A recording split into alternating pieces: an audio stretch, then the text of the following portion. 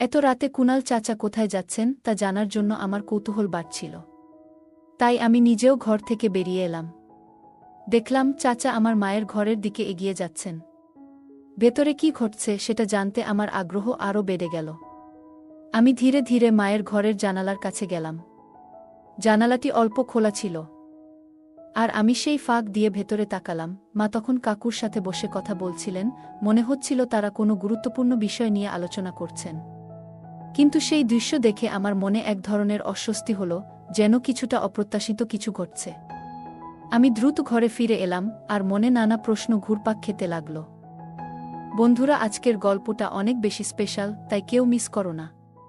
আর দয়া করে গল্পগুলো ভালো লাগলে ভিডিওটি লাইক, শেয়ার এবং চ্যানেলটি সাবস্ক্রাইব করো প্লিজ। আমার মা ছিলেন অনেক সুন্দর। গায়ের রং ছিল ফর্সা আর একটু স্বাস্থ্যবান। তিনি সব সময় পরিবারের জন্য কঠোর পরিশ্রম করতেন, তাই তার শরীর এখনও বয়সের ছাপ পড়েনি। তাই তাকে দেখতে এখনও কম বয়সী মনে হতো। এই বয়সে তিনি তার স্বামীকে হারিয়েছিলেন। তারপরেও জানি না তিনি কিভাবে এতটা দিন একাই কাটিয়েছিল। আমরা গরিব বলে গ্রামের লোকেরা সব সময় মাকে বিভিন্নভাবে লোভ দেখিয়ে তার কাছে আসতে চাইত। কিন্তু মা তখন কাউকে পাত্তা দিত না, কারণ বাবা মারা যাওয়ার পর মা মনে মনে একজনকে ভালোবাসত।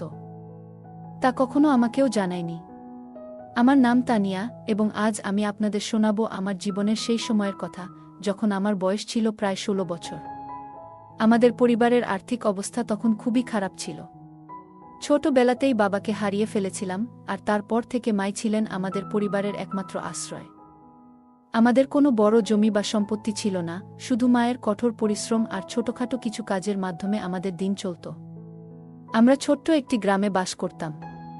বাবার চলে যাওয়ার পর মা একা হাতে আমাদের সংসার সামলাতেন এবং নিজের দায়িত্ব পালনের পাশাপাশি অন্যের বাড়িতেও কাজ শুরু করেছিলেন।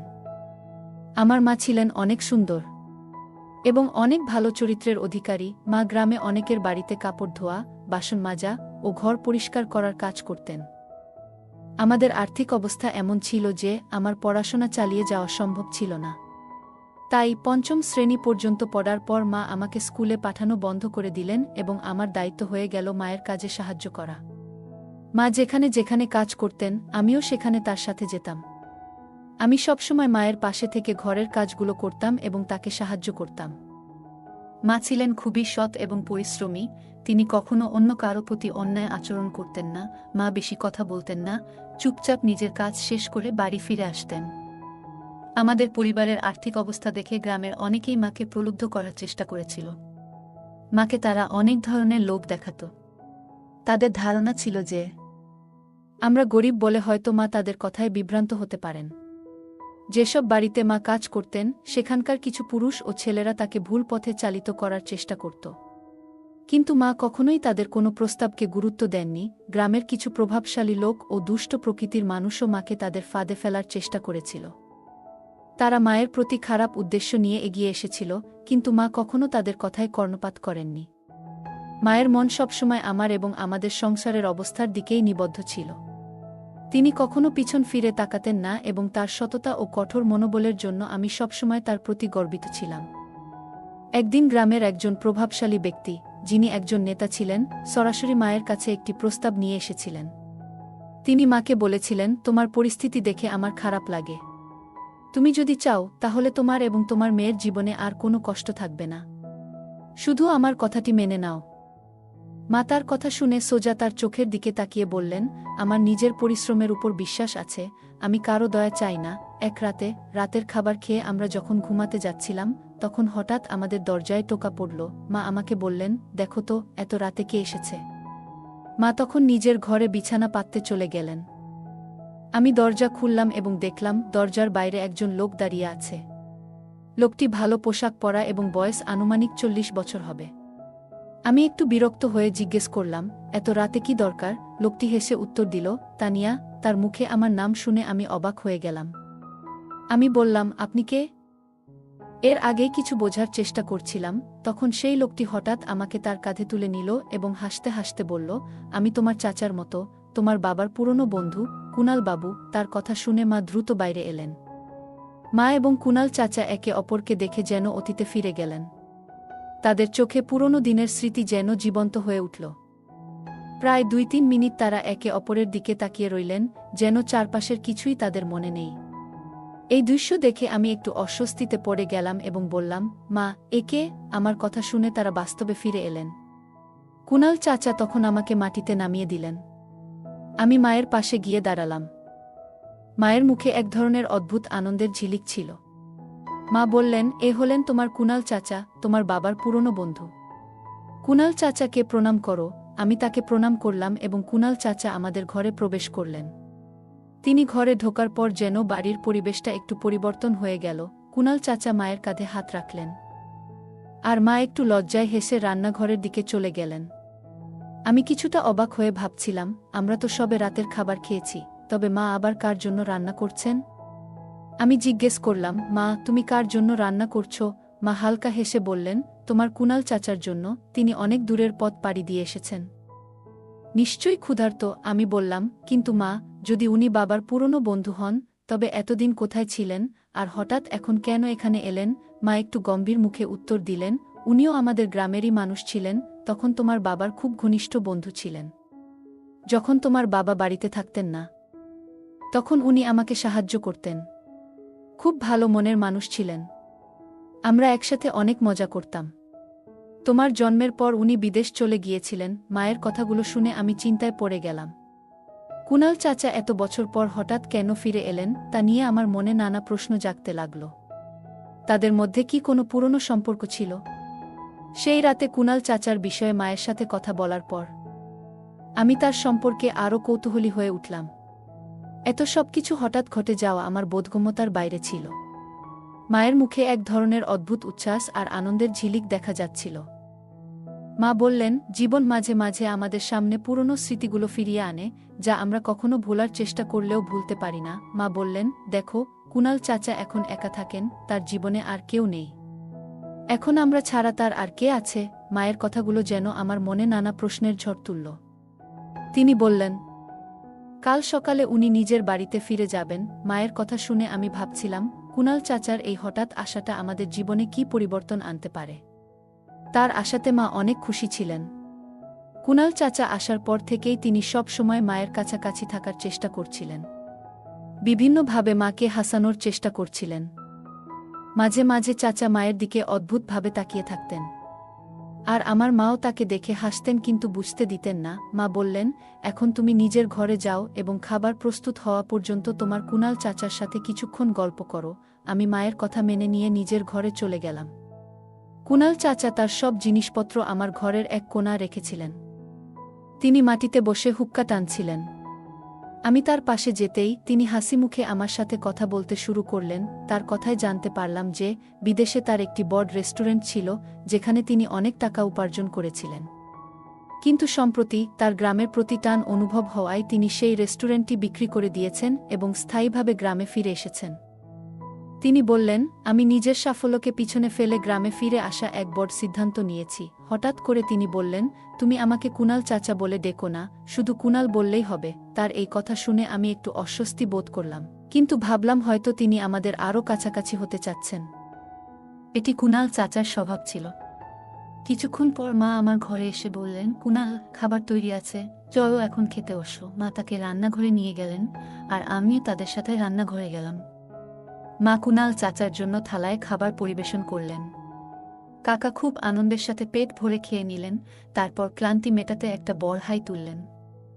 কুনাল চাচা হাসতে হাসতে মাকে জিজ্ঞেস করলেন, তুমি আমার জন্য এত কিছু করছো, এতে ক্লান্ত হয়ে পরিণত? মা হালকা হেসে বললেন, আমি কখনোই ক্লান্ত হইনি এবং এখনও ক্লান্ত হব না। মায়ের এই কথা শুনে তার শক্তি আর দৃঢ়তার প্রতি আমার মনের ভেতর গভীর শ্রদ্ধা অনুভব হল। কুনাল চাচা হেসে রান্নাঘর থেকে বেরিয়ে গেলেন। মা তখন আমাকে বললেন, তুমি এখন নিজের ঘরে গিয়ে ঘুমিয়ে পড়ো, কুনাল চাচাও তোমার ঘরেই থাকবেন। আমি মায়ের কথা শুনে নিজের ঘরে চলে গেলাম। কুনাল চাচা তখনও হুক্কা টানছিলেন। আমি বিছানা পেতে নিলাম এবং কুনাল চাচার জন্যও পাশে আরেকটি বিছানা পেতে দিলাম। তারপর নিজের বিছানায় শুয়ে পড়লাম। প্রায় 10 থেকে 15 মিনিট পর কুনাল চাচা উঠে দরজা বন্ধ করে দিলেন এবং ঘরের লাইট নিভিয়ে নিজের বিছানায় শুয়ে পড়লেন। আমি তখন গভীর ঘুমে তলিয়ে গেলাম। কিছুক্ষণ পর হঠাৎ আমার ঘুম ভেঙে গেল। আমি চোখ মেলে দেখলাম কুনাল চাচা তার বিছানা থেকে উঠে ঘরের বাইরে চলে যাচ্ছেন। কেন জানি না, কিন্তু এই দৃশ্য দেখে আমার মনে কিছুটা অস্বস্তি তৈরি হলো। আমার মনে কৌতূহল জন্মালো যে এত রাতে কুণাল চাচা কোথায় যাচ্ছেন। এটি জানার জন্য আমি নিজেও ঘর থেকে বাইরে বেরিয়ে এলাম। দেখলাম কুণাল চাচা মায়ের ঘরের দিকে এগিয়ে যাচ্ছেন। আমার কৌতূহল আরও বেড়ে গেল, তিনি কেন মায়ের ঘরে যাচ্ছেন। আমি আস্তে আস্তে মায়ের ঘরের জানালার কাছে গেলাম। জানালাটি খোলা ছিল, আর আমি জানালার ফাঁক দিয়ে ভেতরে উকি দিতে শুরু করলাম। মা তখন নিজের বিছানায় কুণাল চাচাকে বসিয়ে গল্প করছেন। সেই মুহূর্তে আমার হৃদস্পন্দন বেড়ে গেল। আমি ঠিক বুঝতে পারছিলাম না যে কি দেখছি। আমি অস্বস্তি বোধ করতে শুরু করলাম এবং ভাবতে লাগলাম, আমি কি এখানে থাকা ঠিক করছি। আমার মন ধীরে ধীরে ভারী হয়ে আসতে লাগল, আর সেই কারণে আমি ফিরে এসে আমার ঘরে শুয়ে পড়লাম। সকালে ঘুম থেকে উঠে প্রথমেই আমার চোখ পড়ল কুণাল চাচার বিছানার দিকে, কিন্তু তিনি সেখানে ছিলেন না। তখন রাতের ঘটনাগুলো আমার মনে পড়তে শুরু করল, আর মনে একটা অদ্ভুত ভয় ঢুকে গেল। আমি তাড়াতাড়ি উঠে বাইরে এলাম। মায়ের ঘরের দরজা বন্ধ ছিল, কিন্তু জানালাটি খোলা ছিল। আমি সেই জায়গাতেই বসে মায়ের ঘরের দিকে তাকিয়ে রইলাম। কিছুক্ষণ পরে আমার মনে হলো যে আমি দরজার লক খোলার আওয়াজ শুনতে পেলাম, আর কৌতূহলবশত তাকিয়ে দেখলাম কুণাল চাচা মায়ের ঘর থেকে বেরিয়ে এলেন। তার পরপরই মা দ্রুত ঘর থেকে বেরিয়ে এসে সোজা বাথরুমের দিকে ছুটে গেলেন। কিছুক্ষণ পর মা আমাকে ডাকলেন এবং বললেন, আমি গোসল সেরে তৈরি হচ্ছি। এরপর আমি উঠে কুণাল চাচার দিকে তাকালাম, দেখলাম তিনি তখনও ঘুমাচ্ছেন। আমি বাথরুমে গিয়ে গোসল সেরে তৈরি হয়ে নিলাম এবং তারপর রান্নাঘরের দিকে গেলাম। রান্নাঘরে গিয়ে দেখলাম মা রান্না করছেন এবং তিনি খুব আনন্দিত দেখাচ্ছিলেন। তার মুখে এক ধরনের সতেজতা আর অন্যরকম উচ্ছ্বাস ছিল, যা বাবা মারা যাওয়ার পর থেকে আমি মাকে এই রকম হাসতে দেখিনি।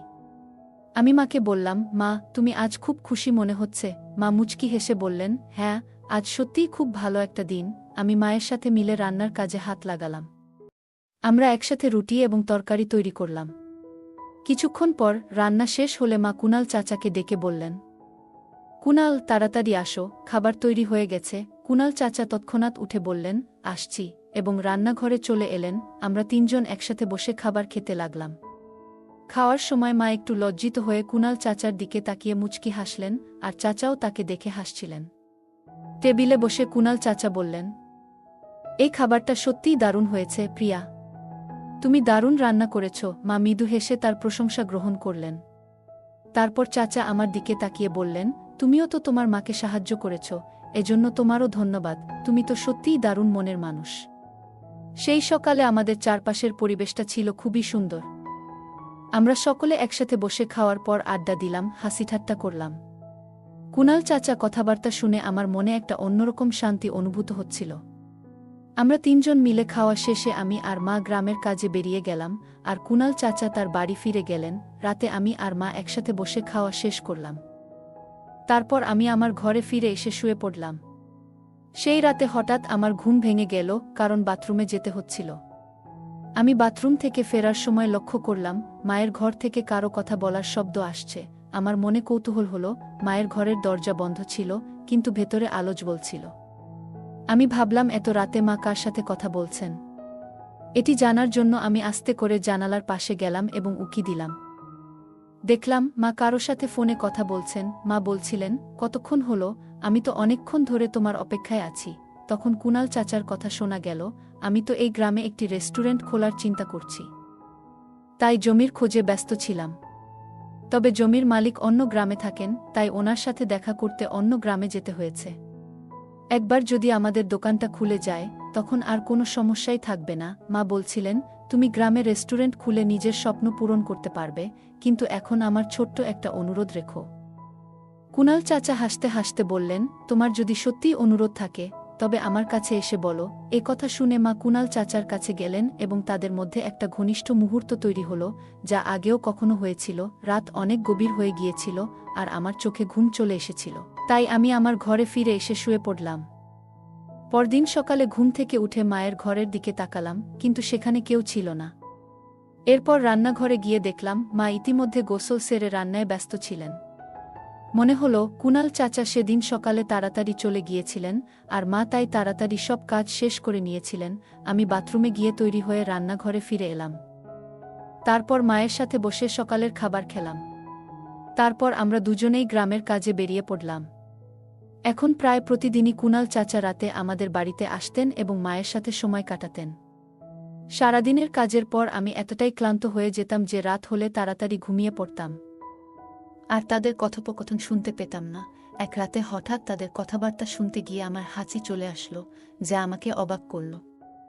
এরপর আমি চুপচাপ আমার জায়গায় ফিরে গেলাম। আমি তাড়াতাড়ি করে আমার ঘরে চলে গেলাম এবং বেশ কয়েকবার হাঁচি দিলাম। হাঁচি দিয়ে খুব ক্লান্ত বোধ করছিলাম, তাই ফিরে গিয়ে কারো কথোপকথন শোনার ইচ্ছা হয়নি। ঘুমিয়ে পড়লাম। কিছুদিন পর গ্রামের একধারে কুনাল চাচা একটি বড় বাড়ি তৈরি করলেন এবং পাশেই একটি দোকান চালু করলেন। সেখানে তিনি একটি রেস্টুরেন্টের ব্যবসা শুরু করেন। রেস্টুরেন্টের উদ্বোধনের দিন কুনাল চাচা আমাদের অনেক সুন্দর পোশাক উপহার দিলেন। অনেক বছর পর মা শাড়ি পরলেন এবং তাকে বেশ সুন্দর লাগছিল। রেস্টুরেন্টের উদ্বোধনটা মায়ের হাত দিয়ে হলো। সেই দিন থেকেই আমরা কুনাল চাচার বাড়িতে থাকতে শুরু করলাম। মা কুনাল চাচাকে তার জীবনের সঙ্গী হিসেবে মেনে নিলেন এবং সেই অনুযায়ী আচরণ করতে লাগলেন। প্রতিদিনের সকাল, দুপুর, সন্ধ্যা যখনই সময় পেতেন, মা এবং কুনাল চাচা একে অপরের সাথে খুশিমনে সময় কাটাতেন। আমার যখন বিয়ের বয়স হলো, কুনাল চাচা আমার বিয়ে তার ভাগ্নের সাথে ঠিক করলেন। বিয়ের পরেও আমাদের নিজেদের বাড়িতে রাখলেন, কারণ তার নিজের কোনো সন্তান ছিল না। তাই আমার স্বামীকেই তিনি তার নিজের ছেলের মতো করে দেখতেন এবং আমাদের সাথে একত্রে সুখে দিন কাটাতেন। আমাদের জীবনে ভালো সময় ও সকল সুবিধা ছিল এবং এর পেছনে আমার মা ও কুনাল চাচার অবদান ছিল। কুনাল চাচা আমার বিয়েটা তার বোনের ছেলে সুনীলের সাথে খুব ধুমধামের সাথে করিয়েছিলেন। বিয়ের কয়েকদিন পর, যখন ধীরে ধীরে সংসারের জীবন স্বাভাবিক হয়ে উঠল, একদিন কুনাল চাচা এবং আমার মা প্রিয়া আমাদের দুজনকে নিয়ে বিশেষ কিছু শোনানোর জন্য বসালেন। কুনাল চাচা বললেন, মেয়ে, আমি আর তোমার মা অনেক ভেবে একটি সিদ্ধান্ত নিয়েছি। আমরা চাই আমাদের সম্পর্ককে একটি নাম দিই। এখন সেই সময় এসেছে। আমি আর আমার স্বামী কিছুটা অবাক হলাম। তিনি আরও বললেন, তোমার মা প্রিয়া এবং আমি শীঘ্রই বিয়ে করতে যাচ্ছি।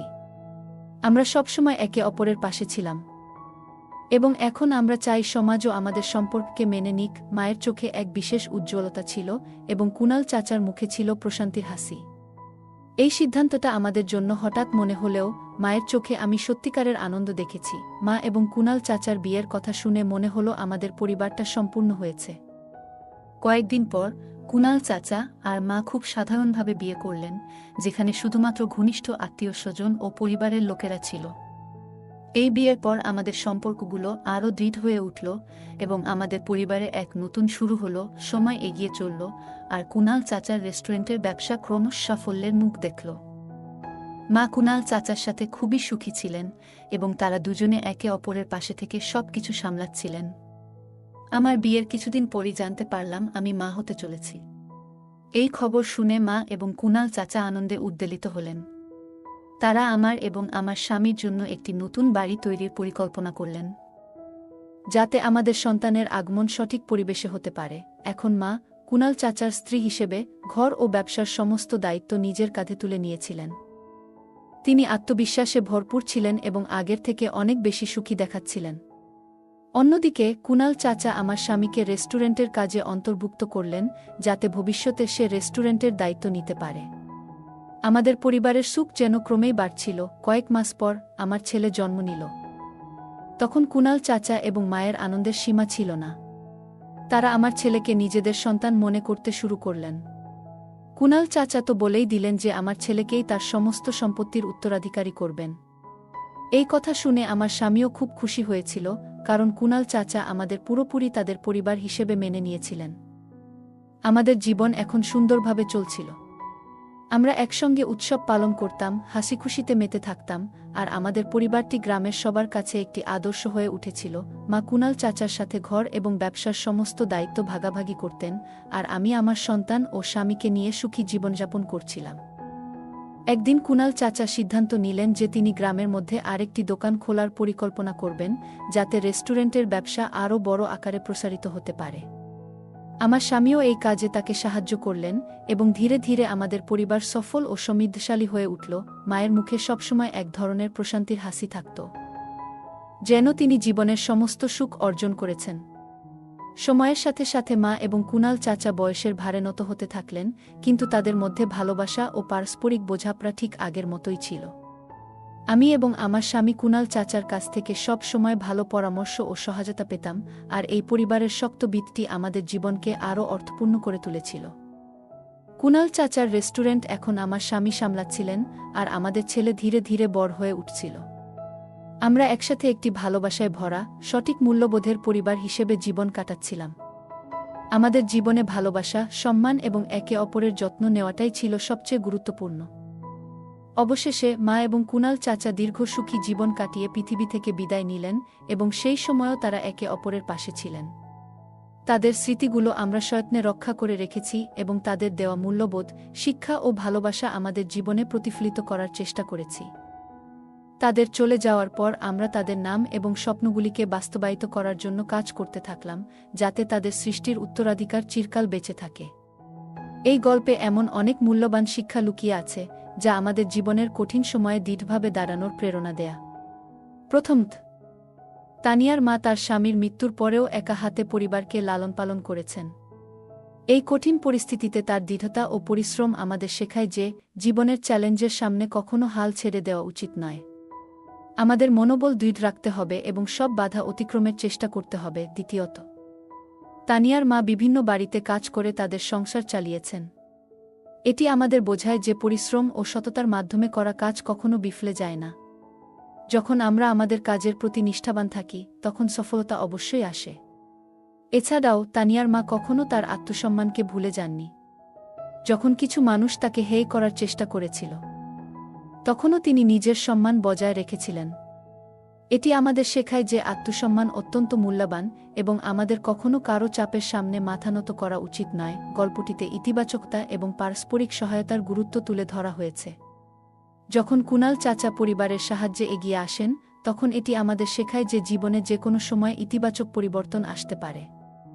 কঠিন সময়েও আমাদের ইতিবাচক দৃষ্টিভঙ্গি বজায় রাখা উচিত এবং কখনো আশা ছাড়বেন না। গল্পটি সমাজের কিছু কঠিন সত্য প্রকাশ করে। মায়ের প্রতি স্থানীয় নেতাদের এবং দুষ্কৃতীদের আচরণ আমাদের স্মরণ করিয়ে দেয় যে সমাজে সততা এবং সঠিক আচরণ বজায় রাখা খুবই গুরুত্বপূর্ণ। শেষ পর্যন্ত, যখন কুনাল চাচার সাহায্যের হাত বাড়িয়ে দেন, তখন এটি তানিয়া এবং তার মায়ের জন্য নতুন আশার আলো হয়ে ওঠে। এই গল্পটি আমাদের মনে করিয়ে দেয় যে কঠিন সময়েও কখনো আশা ছেড়ে দেওয়া উচিত নয়, কারণ সহায়তা যে কোনো সময় আসতে পারে। তানিয়ার গল্প থেকে আমরা জীবনের অনেক গুরুত্বপূর্ণ শিক্ষা পাই। এই গল্পটি আমাদের অনুপ্রেরণা দেয় কিভাবে আমরা প্রতিকূলতাগুলির মুখোমুখি হতে পারি এবং আমাদের নীতিগুলিকে ধরে রাখতে পারি। জীবনে সবসময় এগিয়ে যাওয়ার চেষ্টা করা উচিত এবং প্রতিটি চ্যালেঞ্জ থেকে শেখার মানসিকতা বজায় রাখা উচিত। যদি এই গল্পটি আপনার হৃদয় ছুঁয়ে যায়, তবে অনুগ্রহ করে ভিডিওটি লাইক করুন। গল্পটা কেমন লাগলো জানাতে ভুলবে না। আরও মজার মজার রোমান্টিক গল্প শুনতে চাইলে ভিডিওটি লাইক, শেয়ার এবং চ্যানেলটি সাবস্ক্রাইব করতে এবং বেল আইকনটি